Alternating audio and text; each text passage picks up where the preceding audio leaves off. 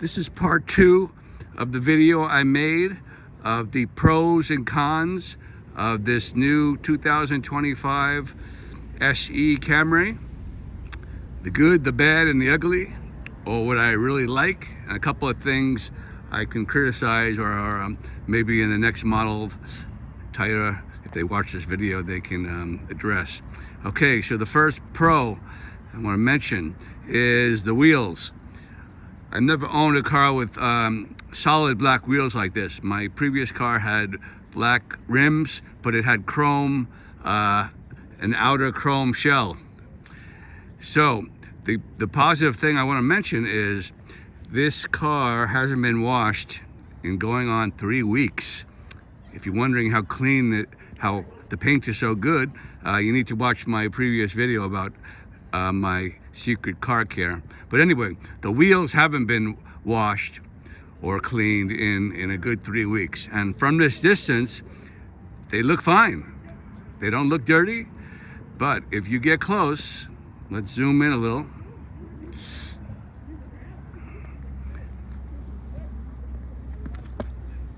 Then you start seeing all the black brake grime, brake dust. So the plus is the maintenance on these black wheels is kind of low compared to a silver wheel that shows all the brake dust, the gray, black stuff you can see from a distance. From this distance, the wheels look fine. So that's definitely something that I wasn't expecting, and I'm going to put that in the pro column. You got to be careful on this car. The front lip is low. You know, I don't know the exact inches, but I am a little paranoid when I go down a steep incline or, a parking spot, maybe going into a garage that has a dip. So you got to be a little careful and watch your speed. It is low, and I believe it is definitely, I think I read it was definitely lower than the previous model. So that's a con. I don't know if this is considered a con or it's just my personal preference, but this black panels are matte black. I'm kind of wish they were gloss black. I think it would look nicer.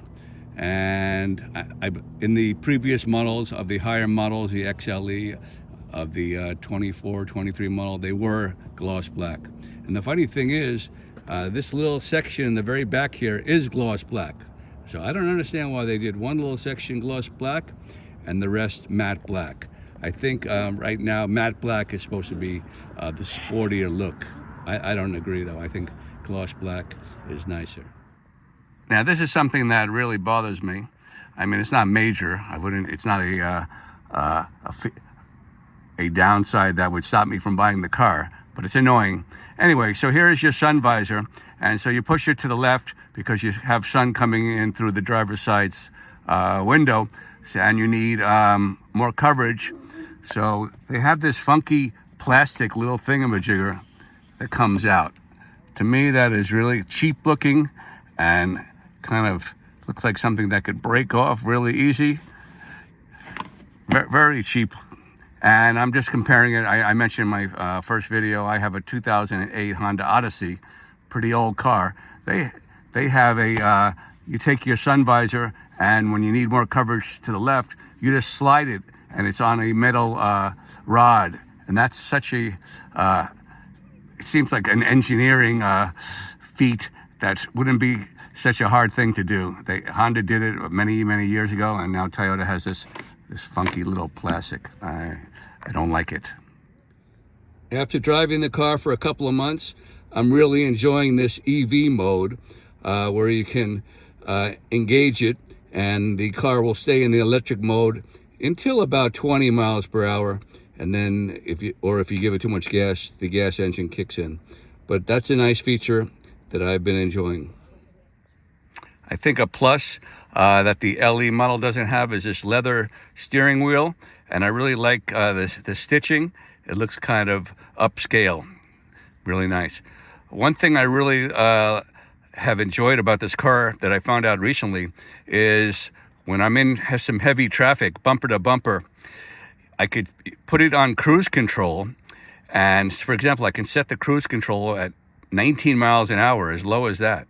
My other car, previous car, wasn't able to do it at low speeds. But anyway, this car you can do it. So I'm setting at 19 miles per hour, and it'll follow the traffic, and it'll brake when it gets. I have it set for 3 car lengths, and when it starts getting too close to the car in front of it, it will brake. It will come to a complete stop, actually. So my foot is completely off the pedal, and it's, this is pretty close to self-driving. I'm really enjoying that. I don't enjoy being in traffic, but of course it's in EV mode, so I'm not, stressed out. I'm using a lot of gas in traffic, so it makes it a lot better. You don't have to worry about gas and braking. It's all done by itself. And then when the traffic opens up a little, it'll increase the speed, decrease it. It's really high tech. I'm enjoying it. Big plus. This isn't a plus or minus, but it's just a little tip that I read recently. I am enjoying this, the larger screen that I paid for. I think it's money well spent. But anyway, you don't have to pay for special LCD cleaning fluid. You could just buy a gallon of distilled water from Walmart for $1.50, and that doesn't have minerals that regular water has, and that won't scratch your screen. So that's a little tip, and it's very economical. Keep that screen nice and clean. I know some people put a screen protector. I haven't done that, and so I'm just cleaning it maybe once a week from fingerprints. Here is a plus I think is great technology. It's called automatic high beams, and it really works really nicely. I was a little leery when I first got the car, that the high beams would be blinding other drivers, but as soon as another driver arrives, the high beams go off. And then as soon as the road is clear and it's a dark road, high beams pop up automatically. Really nice safety feature. I mentioned this in the first video I made. You would think in a car of this price range, it would have the gas struts that many cars, I know my previous cars have them, when you open up the hood or the trunk, it goes up slowly with gas pressure. Well, this car has your $10 prop, metal prop bar. And I'm gonna tell you right now, the hood is heavy. It's pretty heavy. And they have this cheap bar, so that's what holds it up. So that's definitely a con. Looking in the engine compartment, everything is laid out nicely.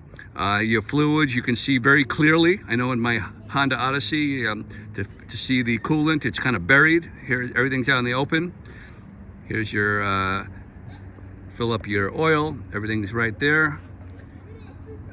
Nicely laid out. Little warning, you see that orange material there? Keep your hands away from that, you shade tree mechanics. That's high voltage. You don't want to be messing with that. You need special equipment. So here you have some sound deadening on the hood. One of the comments I read from a YouTuber was, he said that this Camry is noisy on the freeway. And you really got to be careful of who you listen to. First of all, he probably never even drove this car, but this car to me is so smooth and quiet on the freeway or around town. I don't know what he's talking about. I recently stopped by the Lexus dealer, and I saw the 300H, which is looks exactly like this car, their hybrid model. It actually gets a little worse gas mileage, and it was 50 grand, pushing 50 plus grand. So, people say it's quieter. Of course it has leather seats that this car doesn't have, but I really can't see spending the extra money. I'm sure you Lexus fans will chime in, but to me this car really has everything I need for the price. Another plus, in my opinion, the Softex seats that I mentioned in the previous video. Well, since then I've had some experience of a couple little spills and stains, and they really clean up easily. All you need is a little rag and a little water, no special chemicals, and it comes right off. I don't think you can say that about leather, and definitely not about the fabric seats on the LE model. So I am enjoying the Softex seats. I think they look pretty sporty. I'm happy with them. One of the cons I can mention, again, very small little nitpicks, is when you release the seatbelt, if you release it too fast, it'll spring and hit this plastic.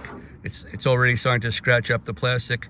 I know on my 2002 Trans Am, it has like a little, I don't know what you call it, a little bracket here, and it prevents the seatbelt from hitting the door panel there. So that is a downside. A couple more nitpicks. I'm in the back seat here. The rear headrests are not adjustable. I'm not sure if the higher XLE models are. And talking about the Lexus car, that was very similar. They had, in this armrest, they had like a little lanyard loop to pull it down. Here, you have to kind of grab your fingers in there. Some people are gonna say, wow, you're really reaching for comments, for negatives, but just little things like that. But Lexus, I guess they saw that and they put in that loop. Okay, this is a big downside that I've experienced. So, and it's a little heads up to be careful about this hybrid car, or maybe any car with a push button, which is this is actually my first car with a push button. And that is, when you come to a stop, if you don't, the procedure is to push your foot on the brake and then hit the push button, and it turns the car off. If you do what I've done twice already, and that is you come to a stop and maybe you're just playing some music while someone is inside running an errand, you're in the car playing some tunes, and then you decide to turn off the car and you just hit the push button stop.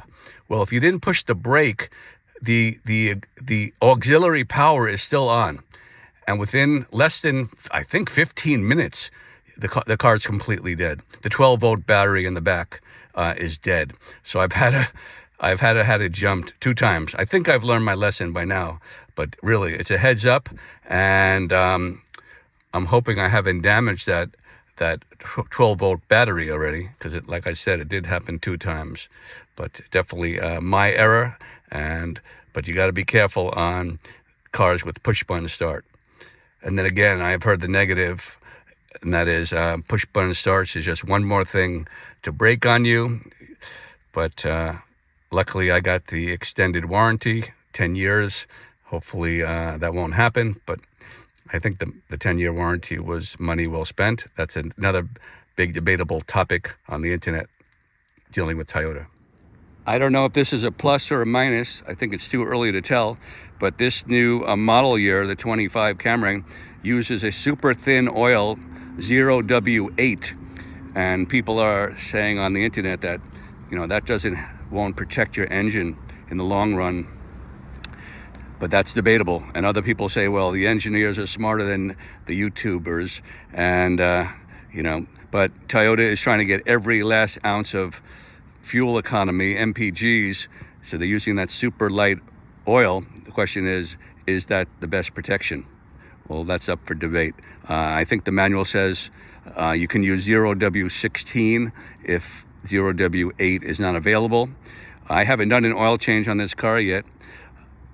I'm not sure what the dealer uses, but so I'm not sure if that's a pro or a con using such thin oil. Again, this is a personal preference. I purchased this color called Heavy Metal. It was an extra charge of $480, I believe. But I really think this paint is really nice. It really shines up really nicely. And one of the factors that I'm really happy with is you can see dirt.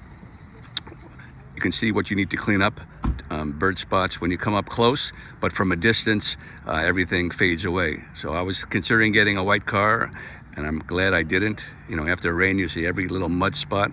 I've owned a black car for over 20 years, and of course, that's crazy to keep. Some people say the engine is noisy. Well, under hard acceleration, you do hear the engine. It's a little 4-cylinder. It's struggling, but like I said, it has great pickup, but you're going to hear it. But that's only under hard acceleration. So to me, that's not a criticism. You know, I've driven other 4-cylinder engines, and they all have similar straining sounds. You don't want to hear that, you have to buy a V6 or a V8. I really like the wireless charging feature, except my phone has a plastic case, and I find it gets very hot. So I don't know if it's because of the case I'm using. Maybe someone can write down in the comments below if you have the same situation. But that's why you see I have a external cable, so I'm using that instead of the wireless charging.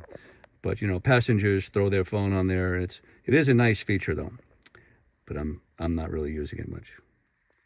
Another great feature that might seem like old tech by now is Apple CarPlay that I'm enjoying. And I didn't realize it, that some cars still don't have it. I believe the Tesla Model 3 doesn't have Apple CarPlay. Anyway, but one of the downsides is if you forget your phone, all your music on your playlists, you know, you can't do it anymore. So bring your phone and you have everything on your phone, right, connected to your car. Really nice Apple CarPlay. A big plus, a positive on this car is the quality of the paint job from the factory. Comparing it to my 2002 Pontiac Trans Am, and when I got that car back many years ago, obviously, when I looked closely, it was a black car. It is still a black car.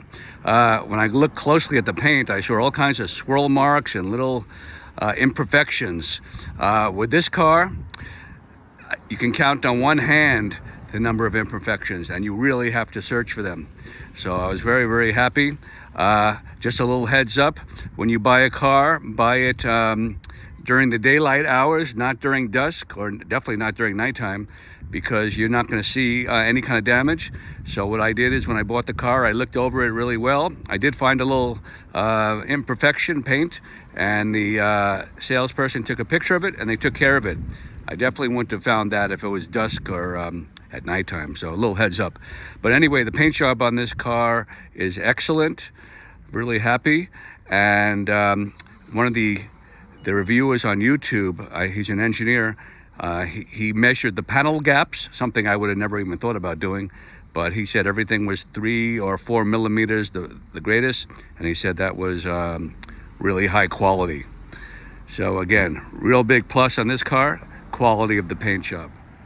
Okay, wrapping up this pros and cons video.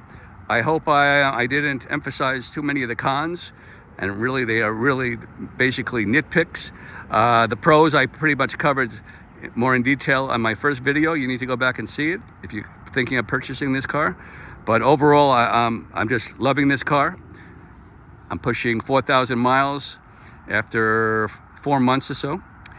And it's just, I love the color. The pickup is excellent. Like I said, it's super smooth, like glass on the freeway.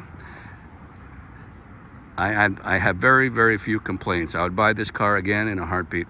So if you're thinking about it, I think it's a sporty looking car. Some people tint the windows. I'm keeping them clear. There's not much I really want to do as far as aftermarket. You know, some people miss the V6. I think this car has plenty of pickup. I love the electric mode. The gas mileage has been fabulous, averaging 45 miles per gallon. If you're cruising on the freeway with cruise control, you can get up to 60. It's crazy. Okay, hope you enjoyed. This is Bill. Thank you.